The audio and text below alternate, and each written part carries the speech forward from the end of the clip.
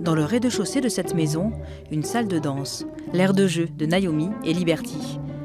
Et une victoire pour leur mère. C'est son art, la danse, qui l'a aidé à faire face. La naissance difficile de sa fille aînée, privée d'oxygène et hémiplégique. La découverte, quelques années plus tard, qu'elle et sa petite sœur portaient le gène d'une maladie rare, le syndrome d'Usher, une perte progressive de l'ouïe et de la vue. La vraie langue que je pouvais parler avec ma fille, c'était la danse. Et de me retrouver dans un espace où le silence faisait place, sauf si je mettais de la musique, et où enfin je pouvais m'approcher du corps, j'ai envie de dire presque normalement de ma fille, sans être attrapée par la peur, la colère. C'était un moment de méditation qui me faisait énormément de bien. Et c'est comme ça que pour la première fois, vraiment, j'ai pris ma fille contre moi, et qu'en dansant, j'ai pu ressentir tout le bonheur de la maternité, d'être maman.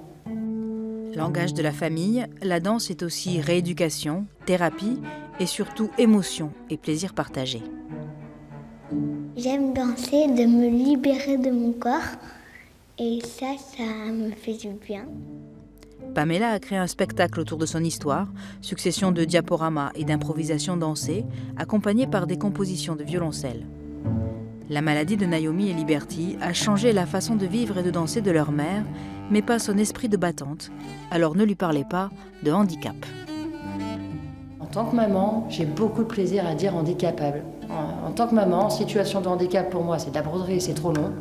Handicapé, c'est une fin en soi, il y a un côté tragique, drama que je refuse.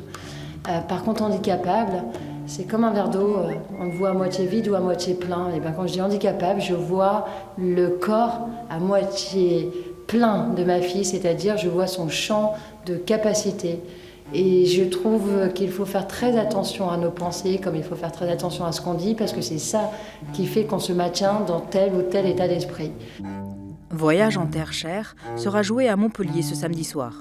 Une tournée est ensuite prévue pour sensibiliser au handicap, avec en filigrane la philosophie que Pamela et ses filles résument ainsi : à partir d'une souffrance, on peut être plus heureux qu'avant.